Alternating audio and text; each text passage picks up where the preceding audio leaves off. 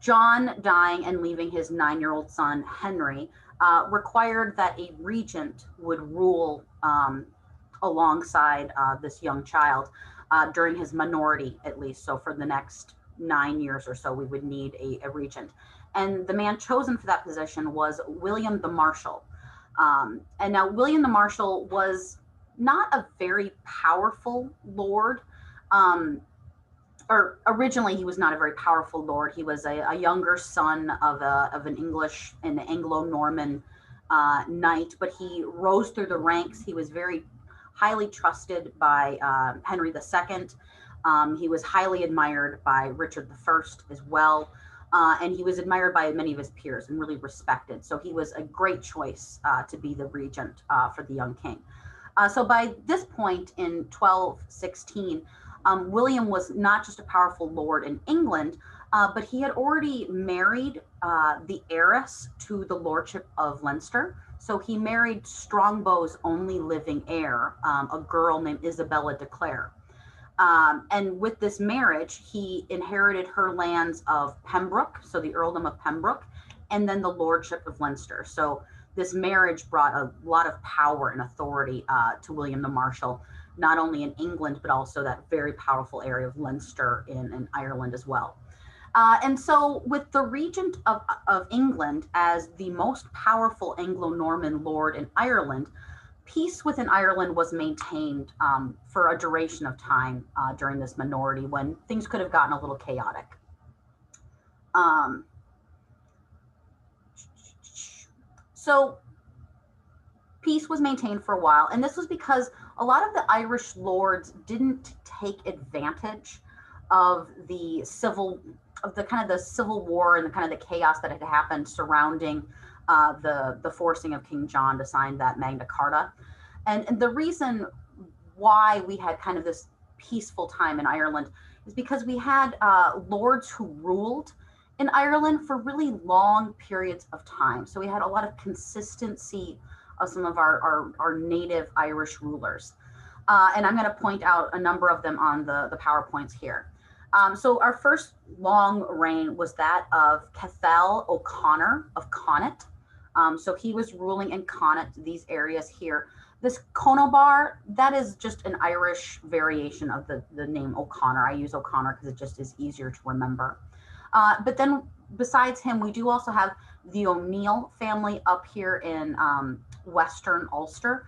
They were in power for a duration of time under one single ruler during this time as well. And then we have the O'Briens down here in Thomond in North Munster, were in power for roughly 30 years or so. And then we have the McCarthy family that were ruling down in this area. So between these four family groups, we saw each one of them they continued to pay their rent and their tribute for their lands to the King of England. They were also they were responsive to the mandates of the English king and his representative in Ireland, the justiciar. And they normally didn't resort to violence between each other and the other Norman kings or the Norman lords during this time. So it was kind of, they were preserving a bit of the status quo that allowed a peace to kind of prevail through Ireland for at least a short amount of time. And the reason that they did this was partially, to maintain peace, but also they avoided having any of their lands confiscated and being given over to other enterprising Anglo-Norman lords. So maintaining that peace and paying their tribute and rents and taxes was one way of kind of ensuring they didn't cross the English king. But during this kind of peaceful time, we see a continuity of Irish culture. And we also see a revival of Irish building styles. So a little bit more of that decorative motif that the Irish styles are known for, at least in the areas of the West where we see these power bases located. And we also see them sort of following the same patterns that the Anglo-Norman lords established when they took over these lands. The Irish start building towns and they start promoting markets and kind of trying to promote that economic prosperity that they were seeing in the Anglo-Norman lands in their lands themselves. So there's some continuity there. However, peace doesn't last forever. So this short time of peace does come to an end when Henry III lost his regent, William the Marshal. William the Marshal died in 1219. So he'd been regent for about 3 or 4 years at that point. And even though he died, yes, we do still have some of these lords in Ireland that are still continuing to rule, but we don't have that consistency of the top guy in charge. And William the Marshal, his presence as the Lord of Leinster was really kind of that linchpin that held everything together. And so with his passing, we do see a little bit more political maneuvering happening in Ireland and in England as well. Now, the regency of the young king, Henry III, was taken over by far less stable and forthright men who were more willing to put their own interests ahead of that of the king and the head of the kingdom in general. Now, I'm going to kind of harken back to last week's lecture a little bit here. Remember when King John had come back to Ireland for his second visit because he had wanted to deal with Hugh de Lacy and William de Brasse, who were the Lords of Limerick and the Earl of Ulster. So when John was in Ireland kind of chasing those guys around, he had ended up forcing those two men into exile. Well, in 1224, Hugh de Lacy starts launching raiding parties and raiding attacks into Ireland with the hope of reclaiming the lands that he had been driven from by King John, 20 or 30 years previously. And he was able to do this because he had support from the O'Neills in Ulster in Northern Ireland. And eventually he was getting support from other people. His brother, Walter de Lacy, was actually the Lord of Meath. And so Hugh de Lacy is getting support from the O'Neills in Northern Ireland, as well as from his brother in Meath. And so if you look at the map here on the PowerPoint, you can see the O'Neills are here kind of in the central area of what we call Ulster now. But then he's getting support from his brother, Walter de Lacy, down here, and he's trying to reconquer these areas here. So this invasion of Hugh de Lacy starts to really kind of throw this peaceful time that we had established in Ireland, kind of throws this into chaos a bit. And it results in an outbreak of war that becomes known as the War of Meath, and this starts in 1224. And it's between the de Lacy family and the O'Neills, who are working together against the English crown in Ireland. So they're fighting against English authority in Ireland. No other Irish lords actually join in with this war except those O'Neills that had risen originally to help de Lacy in his bid for the earldom of Ulster. In fact, a number of our native Irish lords actually side with the English crown and join in the English army against Hugh de Lacy. So we can kind of see again how these Irish politics are working in with the Anglo-Norman politics as well. Hugh de Lacy, though, was able to really kind of give himself a strategic stronghold in Northern Ireland, and he was able to sort of leverage that key positioning to kind of force the English to come to terms with him. And the English do parley for peace with Hugh de Lacy. And as long as Hugh renews his vows of fealty and loyalty to Henry III, he was allowed to return to Ireland, and he was given back his earldom of Ulster. So he was given his lands back. So on the map here, we can see kind of these areas here were all given back to him. And then he actually then kind of turned into a model subject of Henry III. He continued to serve the crown faithfully until his death in 1242, so about 18 years later. So once he was brought back, we kind of brought that balance of the Earls of Ulster back to this area. Now, the O'Neills had sided with Hugh de Lacy, and this may have unwittingly set themselves up for failure because when they supported Hugh de Lacy coming back, he was able to really reclaim all of those lands in Eastern Ulster, as I said. But then he also has his brother down here in Meath. So we've got kind of a powerhouse that the O'Neills have set up on their eastern and southern edges. And on top of this, and this is probably something that they had not anticipated, is that we start to see some more Anglo-Norman lords pushing further in, kind of from the south and up here through Connaught, which we'll talk about in a minute. And so that's starting to put pressure on the other side of the O'Neills territory as well, which is becoming kind of an issue for the O'Neills. And we're going to see what they end up doing to deal with the situation in a couple of pages. So in a couple of minutes, we'll get to that. So while the Hugh de Lacy is taking over Ulster and reasserting himself there, there's quite a bit that's happening in Connaught as well amongst our native Irish lords. And remember, Connaught is sort of the home territory of the O'Connors, and they had been kind of our most recent High Kings of Ireland. It had been Rory O'Connor, who had been that High King that was king when Henry II came into Ireland and kind of took over. And remember, Rory was forced to retire by his children because they didn't feel like he had dealt with the invasion of the Anglo-Normans efficiently. Well, the O'Connors had never really been able to kind of come together and organize behind a single O'Connor ruler. And so we see a lot of infighting between those various clans within Connaught. And it leads to a number of small skirmishes and battles and a number of like cattle raids that sort of are kind of harkening back to kind of an earlier time period. And it's really resulting in the weakening of the O'Connors' hold on Connaught in general. And this becomes an issue, and we'll see why in just a second. So to kind of add to this mix, in 1223, Henry III, the King of England, comes into his majority. He's old enough and he's no longer having to rule with a regent. And unfortunately, Henry III is a lot like his father, King John. He's not a good king. He continues to act quite erratic, the way that his father had acted, where the lords just don't really know what he's planning on doing. He kind of refuses to abide by the Magna Carta in a number of ways, and we see a lot of English lords dealing with Henry III, his refusal to kind of work within those bounds of feudal law. There's a number of things. There's the constitutions of Clarendon. They try to force him to abide by a variety of laws, and this is kind of a problem, but it doesn't really pertain to what we're talking about in Ireland.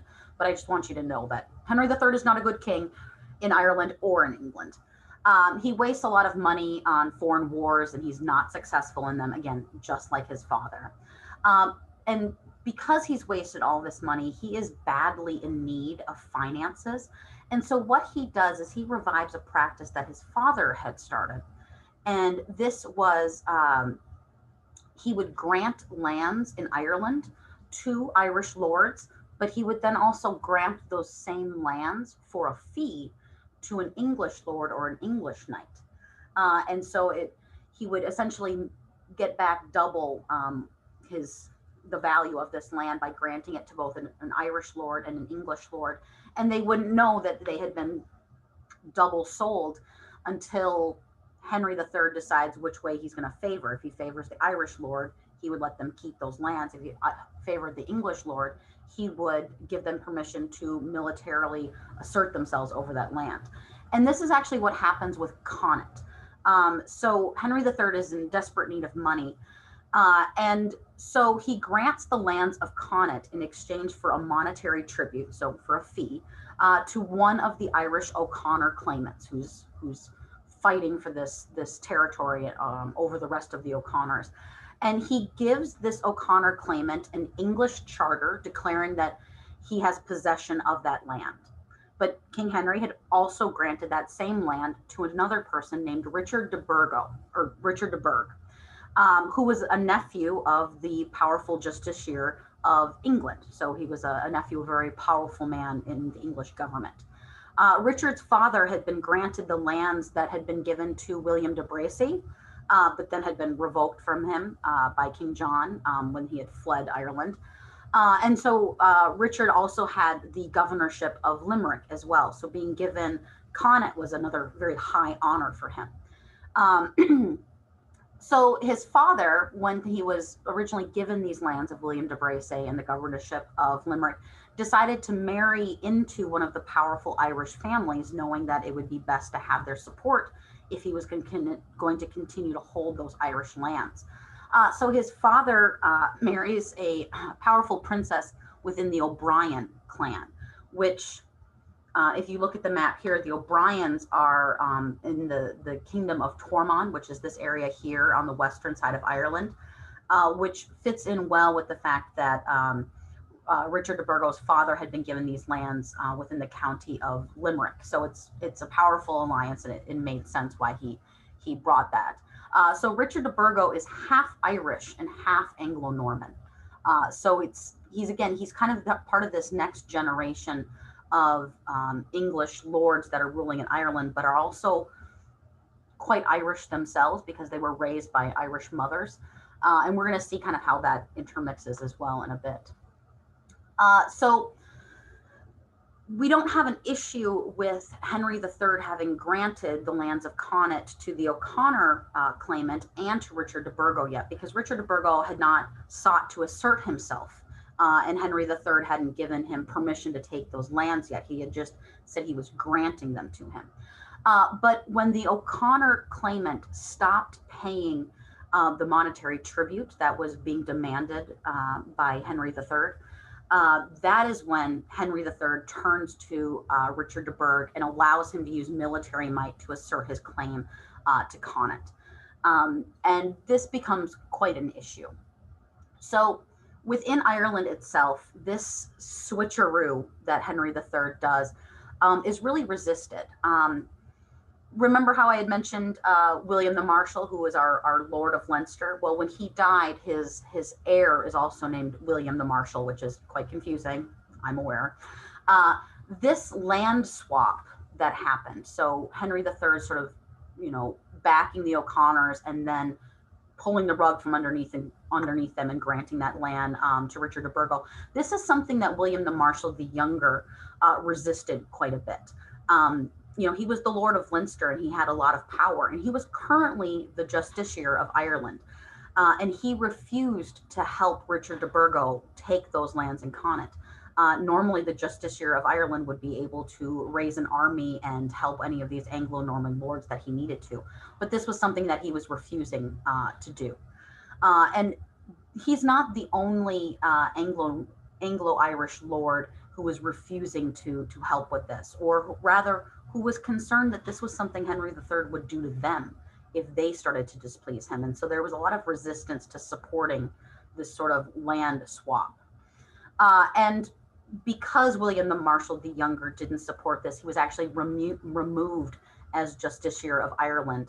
And this title was given to a lackey who was willing to help Henry III with whatever it was that he needed in this military efforts against the O'Connors. So Richard de Burgo was undeterred by this resistance from some of these Anglo-Irish lords. And with the new Justiciar of Ireland at his side, they were able to call upon the English crown's vassals in Ireland to help him take Connaught from the O'Connors. Now, what this military endeavor becomes known as is the subjugation of Connaught. And this process was very much a 2 steps forward, 1 step back type of situation. They would take some land, but then they would lose some other land. They would make peace with some of the O'Connors, and then that peace would be broken by a different branch of the O'Connors. And so it was a long process. But by 1235, we see de Burgh having a full control over the Connaught areas. And so if you look at the map, it shows that in 1250, this county of Connaught was pretty much all ruled by Norman lords, and that's the power of the de Burgo family. They're ruling in that area now because of this sort of joint military effort called the subjugation of Connaught. And one of the things that he actually does when he takes over this area is he founds the city of Galway. So it's a beautiful city now, and so we can thank him for that at least. So moving on to some of these other inter-Irish Anglo-Norman politics that are happening. William the Marshal's sons, William the Marshal the Younger, as I have already mentioned, and then his younger brother, Richard, They ended up ruling after their father as lords of Leinster, and were able to effect a remarkable amount of peace and stability within their own lands, while other parts of Ireland were kind of descending into a little bit of chaos at this time period and were being embroiled in warfare. Leinster itself was actually quite peaceful.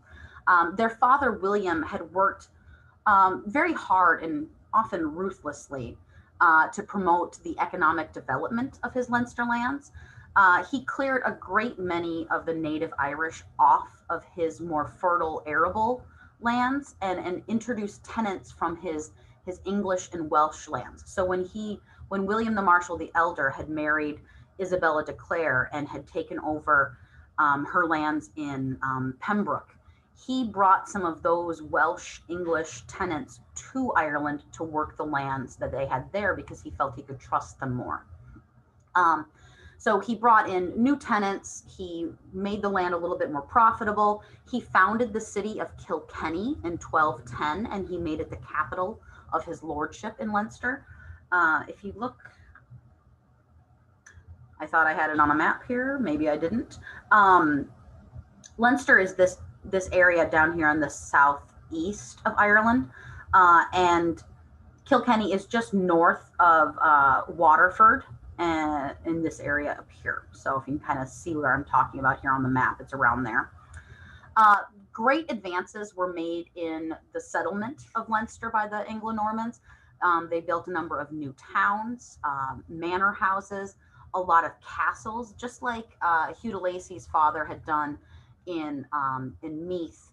That is what William the Marshal did in Leinster. Is he built a number of castles just to assert his authority over the countryside. But he also established a number of churches and religious houses. He established markets and fairs. There was many secular and religious foundations confirmed and supported. The Dominican religious order was actually established in 1225 at the Black Abbey in Kilkenny, and so that was a new religious order that was being brought into Ireland. Remember, previously Ireland was kind of very unique with their monastic style, and then we had the Cistercians that had come in and kind of pointed out how odd Irish Catholicism was, and so now we've got the Dominicans who are moving in as well. Another city that was developed in Leinster is called New Ross, and New Ross became a thriving wool port. And it was also very strategically positioned on two rivers, the rivers Barrow and Nore, which led right into the heart of Leinster. And the reason why it was important that New Ross was a wool port is, again, like I had said, Europe at this time is experiencing an economic boom, and the demand for wool for clothing is really high at this point. And so that's something that these Anglo-Norman lords are getting out of Ireland, which is why we have so many more sheep in Ireland at this time, because it's more profitable for them than cattle would be. The Marshals were really doing well for themselves with this lordship in Leinster. But when the eldest son, William the Marshal the Younger, refused to help with that subjugation of Connaught, it earned the ire of Henry III. And being on the wrong side of the King of England is never a good thing, but especially not when it's a very fickle and dangerous king. So after the death, William the Marshal the Younger dies not too long after he had earned this ire. So he doesn't have to deal with the consequences, but his younger brothers do have to deal with these consequences. And there's actually 6 sons of William the Marshal that end up ruling after him. So there's a number of them that have to deal with these consequences. So the younger brother, Richard, now is essentially entangled in these Anglo-Irish politics. And he kind of has to face off against this new justiciar of Ireland, who's named Maurice Fitzgerald. He's a descendant of some of those earlier Fitzgeralds that had come over to Ireland before Henry II did, and established some of those holdings when Strongbow came. So this Maurice Fitzgerald is now the justiciar of Ireland, and he has allied himself with Hugh de Lacy up in Ulster and with his brother Walter de Lacy up in Meath. And together, these 3 men are seeking to sort of bring down that powerhouse of Leinster. So to try to bring the Marshals to their knees a bit. So in 1234, Richard is actually forced into battle against these 3 other Anglo-Norman lords. And this is known as the Battle of the Curragh. and I think right here, the Battle of the Curragh. And unfortunately, he is defeated in this battle and dies. And there can really be no doubt that Henry III was pretty much behind this unification of the de Lacys and Maurice Fitzgerald, and that he had approved of this action because the Marshals weren't as supportive of Henry III as he had hoped they would be.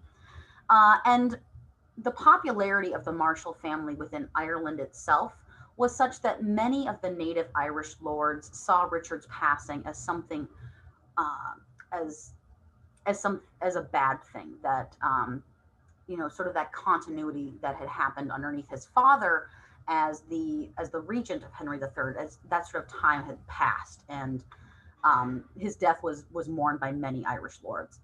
Um, and now the remaining sons of Isabella de Clare and William the Marshal ended up, ruling after him subsequently, but not a single one of them produced a living male heir that survived them. So the Leinster lands eventually end up getting divided up amongst the remaining daughters and their children. And this results in the lordship of Leinster being divided into about 12 different pieces. And we don't see Leinster coming back as a powerhouse in Irish history during the time period that we're talking about. So because they had sort of gone up against Henry III, the Marshall family and Strongbow's legacy is sort of defeated, unfortunately. But on the other side of Ireland, on the western side, we're going to move back to talk about Richard de Burgo here. Remember, he was granted those lands of Connacht and had brought in the subjugation of Connacht. He granted some of those lands that he took in Connacht to some of these men who had helped him take that, including this Maurice Fitzgerald, that Justiciar of Ireland, the Justiciar of Ireland, who had helped take down the Marshall family. Now, Maurice Fitzgerald was also the Lord of Offaly, so he was a lord of a part of Ireland. If you look at the map, Offaly is sort of this area here. It's not a distinctive kingdom by any means, but it is a very powerful and arable land. And so Maurice Fitzgerald is granted lands in Connacht by Richard de Burgo for his assistance. And some of these lands are in Mayo and in Galway. So he has lands around here and then in Mayo, which is sort of up here. So when Fitzgerald starts to press his claims to those lands, this becomes quite an issue, because he was also granted areas in Sligo up here. And if you remember, let me see if I can go back to a previous map here. If you remember, the O'Neills are up here, and they had supported Hugh de Lacy when he came back into Ireland, but they did not anticipate that the English that were here were going to be pushing into these areas and these areas, and so they kind of put themselves in a situation where they were being trapped on almost every side by Anglo-Norman lords. I'm going to go back to our original slide here. So when Fitzgerald started to press his claims in Sligo and then in Mayo and then in Galway, he was putting pressure on these other Irish rulers, especially up here in this northern area here where Sligo is located. And that's where the Tyrconnell area is, and that's ruled by the native Irish O'Donnell family. And together, the O'Donnells and the O'Neills decided it would be best if they united together to try to kind of push back against this Maurice Fitzgerald. And they unite together. The O'Neills have united together under a single ruler by the name of Brian O'Neill. And in 1255, the surviving O'Connor family that had been ousted from Connacht decides to ally with Brian O'Neill and then the O'Donnells as well. And so we're seeing kind of a combination, a coalition of families from this northern part of Ulster on the western side, and then the O'Connor families from Connacht that had been kind of kicked out of those areas. And together they start pushing the Fitzgeralds out of their areas. They tear down castles that had just newly been built up. They're killing the garrisons that they find at these castles, and they forced the English out of the Sligo area up here. And they pushed further down, and were able to retake some areas in Breffni, kind of in this area as well. So united, the O'Neills, the O'Donnells, and the O'Connors were able to kind of push the English out of these regions here. And this success that they had against Maurice Fitzgerald was seen by a number of other Irish lords as a good thing, as maybe a sign of something to change. So in 1258, the Irish essentially declare that they are sick of dealing with the English king, and they unite together under Brian O'Neill and declare Brian O'Neill as the High King of Ireland. So it's our first High King of Ireland in a while. And it's really important that this was something that was backed by a number of our Irish lords. Not all of them, but a number of our native Irish lords are backing this High King of Ireland. And in 1260, these united Irishmen marched north to retake the lands of Ulster that had been stolen from those families. So the O'Neills are regretting their helping of Hugh de Lacy retake those lands, and they're hoping to get those lands back, essentially. So they march north to retake those lands, and they get to about here.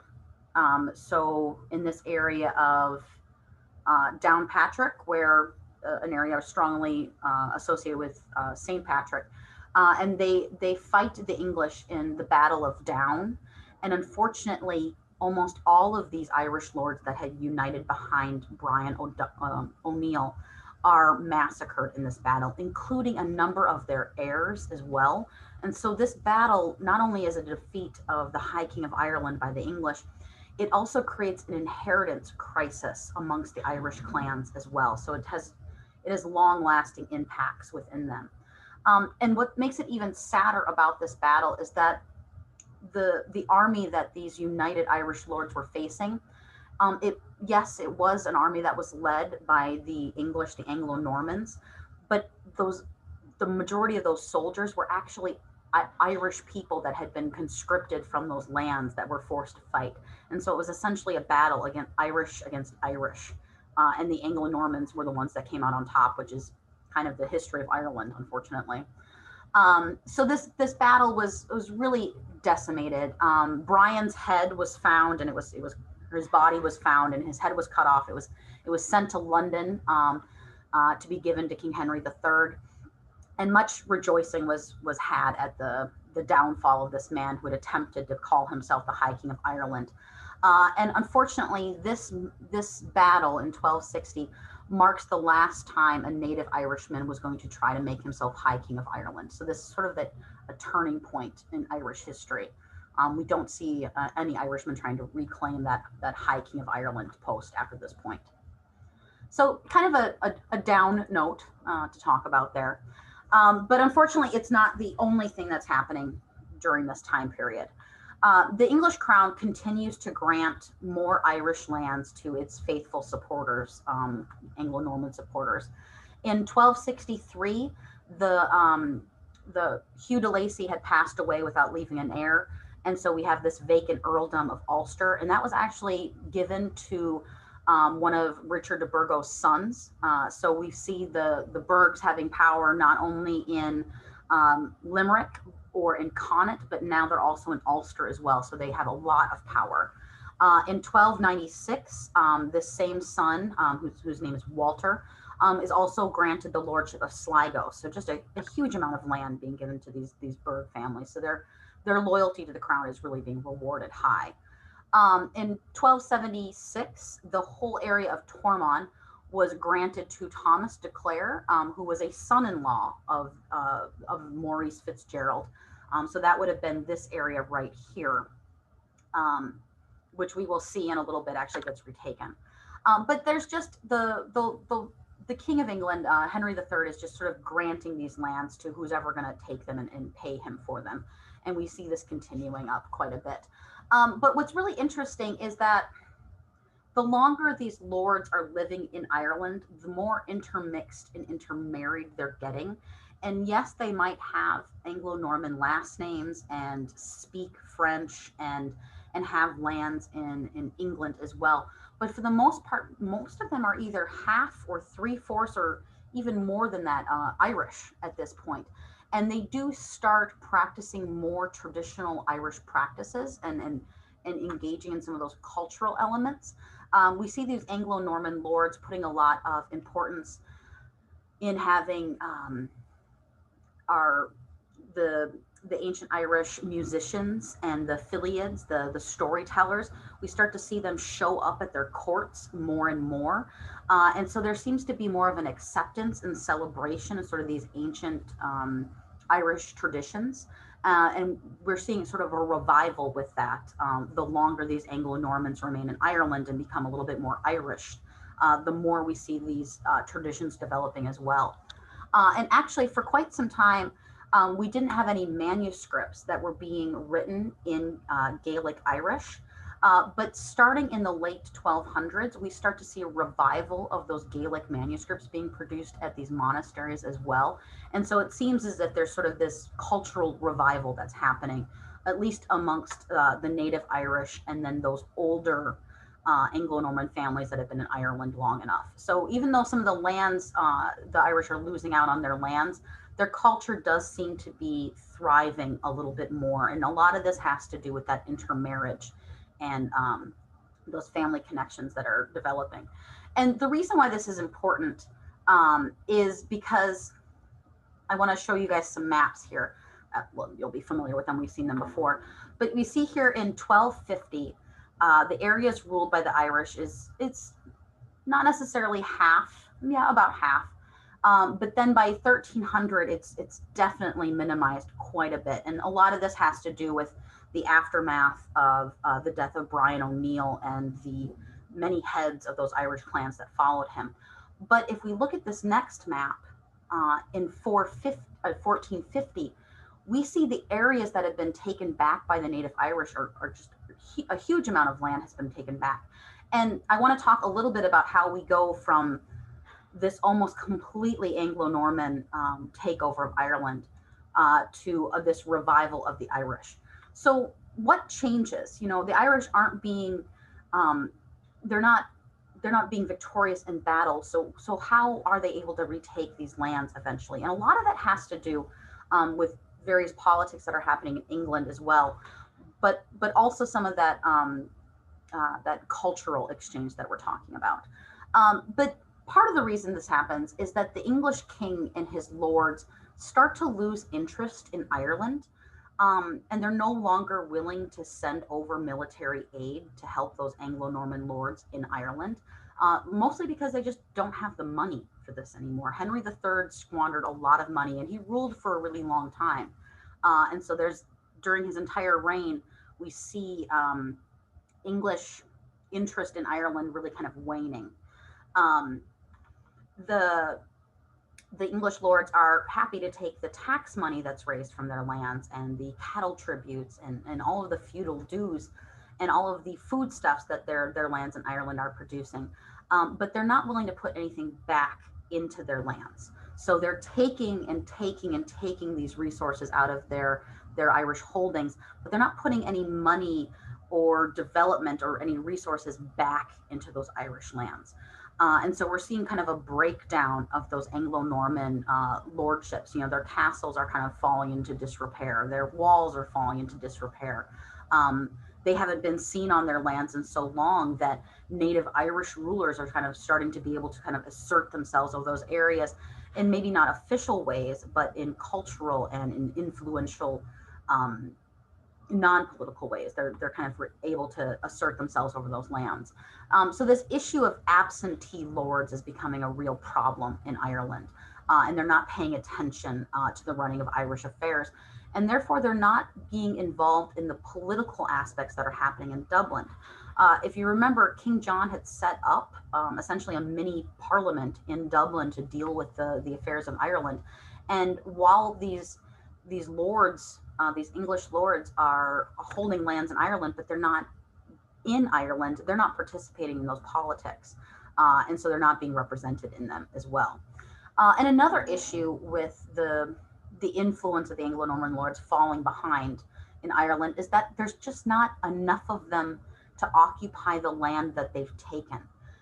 So there's just not enough to represent the Anglo-Normans in Ireland. And they're not working in a united way in many cases. They're siding with the Irish in various wars. They're fighting against each other. So they're just sort of working against themselves. We actually do see a couple of civil wars happen between the Burghs and the Geraldines as well. So there's infighting that happens not just between the Irish, but between the Anglo-Normans also. But also there's this issue of the Anglo-Normans becoming Irish or going native, if you will. As I said before, this intermarriage has caused sort of this adoption of Irish customs and culture. We see Irish clothing becoming very popular. The Gaelic language is spreading amongst the Anglo-Normans also. And a lot of this has to do with those Irish mothers and grandmothers that are influential in their children's lives. But also the English that are persuaded to come to Ireland, that are given these new lands, when they come to Ireland, they find it's almost too difficult to settle the lands and to fight against the native Irish than the benefits of those Irish lands have to them. So it's just not worth their effort to force themselves on these Irish lands. And so you see a lot of these powerful English lords come to Ireland and leave right away. We have a number of these justiciars, these representatives of the kings in Ireland, that rule for a year or two and then leave because it's just too difficult. There was about 11 justiciars who ruled over the course of 11 years. And so it's just a lot of turnover. So there's not a lot of political consistency going on within the English governorship of Ireland. And again, that helps the Irish sort of take back some of these lands over time. So a few other things that kind of help this process along is after Henry III dies in 1272, his son Edward I, he's known as Edward Longshanks. You'll probably remember him from the movie Braveheart. He comes into power, and he's a much more effective ruler than his father and his grandfather was before him. And he's also a genius military strategist as well. He's very good and he's very successful in his different military practices. He also cares about royal authority and the spread of law. And so he does have a little bit more to do with Ireland in that case, just trying to make sure that English law is still being practiced in those English lands. But the really important thing about Edward is his involvement in the military matters in Scotland and in Wales. So he's really trying to push his authority into Scotland more and more, and then into Wales as well, and to finance and to fund these wars that he's doing internally.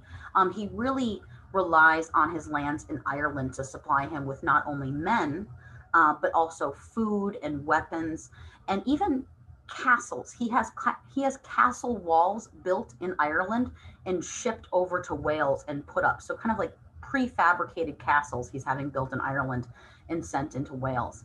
And so he's using Ireland as kind of this breadbasket to help support himself in these wars against Scotland and Wales. And I think we probably all know the story of Braveheart and how Edward had fought against William Wallace for sort of this freedom of Scotland. Edward is able to be pretty successful in Scotland. He manages to steal the Scottish crowning stone, the Stone of Scone, which is sort of their traditional throne for Scottish kings. And he brings that back to England, and he stores it with also with the items that he stole from Wales when he was subjugating Wales as well. Wales is really associated with King Arthur. And so when Edward was kind of bringing the Welsh back under the heel, he stole a number of King Arthur memorabilia and stored it in the same place that he had the Stone of Scone. So he was sort of collecting mythical memorabilia from these areas that he was taking over. But the Scots eventually started to realize that the political might and the military might of England was partially being funded by their access to lands and resources in Ireland. And we're going to start to see an alliance or kind of a unification between these lands on the fringe of England, kind of uniting against the English. And this is made possible by the fact that Edward Edward the First dies in 1307, and he leaves a very weak son in his son Edward II. And the weakness of this king, Edward II, allows Wales and Ireland and Scotland to kind of unite together against the English. Uh, and in 1314, we actually see the Scots rising up under this ruler, Robert the Bruce. And in 1314, they're able to defeat the English forces in Scotland at the Battle of Bannockburn. And essentially, they ensure the freedom of Scotland from English threats for another couple of centuries after this battle. And the Irish see this, and they see that the Scots are able to push the English out of Scotland, and they seek to do that for themselves.